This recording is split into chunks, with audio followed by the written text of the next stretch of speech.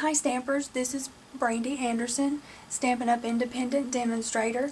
I am back today with another card. I am using the Flower Shop bundle. I don't already have one put together to show you what I'm going to do. I have all my pieces cut out, all my papers, and I was just going to do this with you start to finish. Let's get started. I have started with a Naturals White. See the little speckles in there. It's a standard A2 size card. I have two small pieces cut out from the Gingham Garden DSP stack. These are the patterns I'm using. There's what the back sides look like. I have already cut out 5 of my little flowers. The Flower Shop, I used that one. I did Copic color those for those who are interested.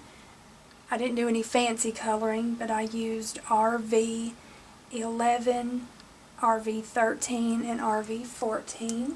I also I found a Spellbinders die that I had. It makes little flower pots. I thought these looked kind of funny because they're so long. So when I ran this through my Big Shot, I put the edge of my paper about right there and cut it out instead of filling it up. I thought it looked really weird. So that's how I made that one work. I took a sponge dauber with Cajun Craze and I inked up my edges. And I also used my scoreboard to make a little, I guess a rim right here to make it look more realistic of a flower pot. I'm going to take my first sheet of the DSP Gingham Garden. I cut it to 4 by 5 1/4. I'm going to go ahead and adhere that with my ATG gun. I'm going to take my little flower pot.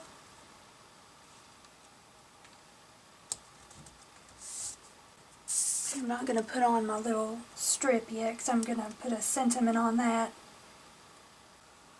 I'm using Just Because from Vintage Verses. This was a celebration set and I don't think it is available after celebration ends. Okay, this is going to be a take 2 on the sentiment stamping. I'm going to use my Stamp-A-Ma-Jig. That first one was horrible.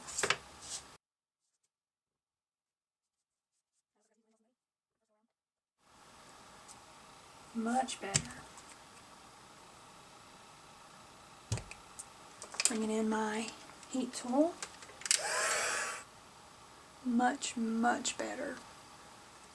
Now, adhere this down. Okay, I'm going to bring in my little leaves. I cut those out with the framelit from the Secret Garden bundle. I'm going to TomBo these down. I have 5 of this flower from the Flower Shop bundle. I stamped those on the Copic Express It cardstock so I could color those. And then I used the punch. I bought them in a bundle to punch these out. And if you would stay tuned to the end of my video, I will show you an easy way to get your stamps mounted properly. Well, actually not mounted, but you'll notice I have a little tick mark right there. That way when I get ready to punch them out, I know exactly which way to stamp this on my paper so I can punch them out very easily. There was a trick to that, but it looks like it totally matches, but it doesn't. So I will give you a quick tip on that if you want to stick around after the card is done. I'm going to bring in some dimensionals. I know I for sure want to get the ends of my greenery covered up. And for the top two, I'm going to double up on my dimensionals.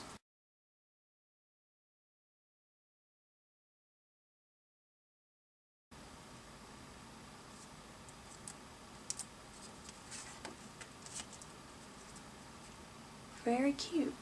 I have a just because card that I can send to cheer someone up.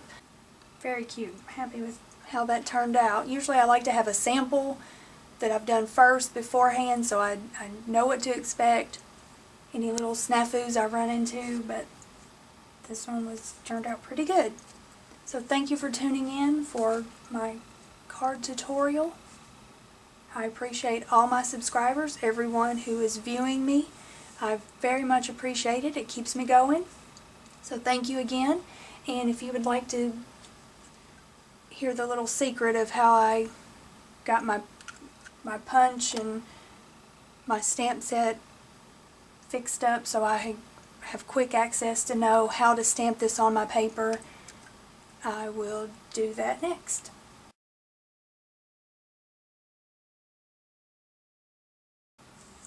Okay, thank you for sticking around. If you want to see my little quick tip, I watched a couple of other demonstrators do this and I tried it their way. It did not work. I had to come up with my own way.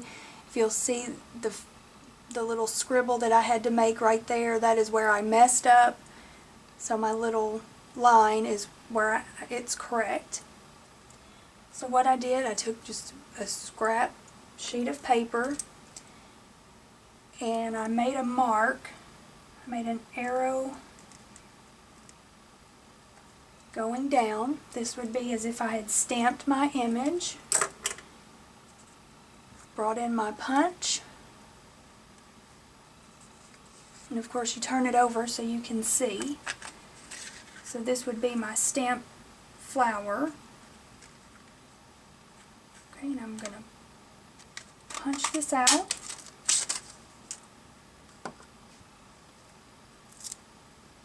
And then I brought in each one of my flowers individually. As you can see, if I just take this and lay it down however I want, you can see that it doesn't line up. You don't have the best angle as I do right here on top of it, but you can tell when it doesn't line up. Of course, I already have mine cheat sheeted here, so I know. But once you turn it and get it where you can't see the outline anymore, you know you've got it.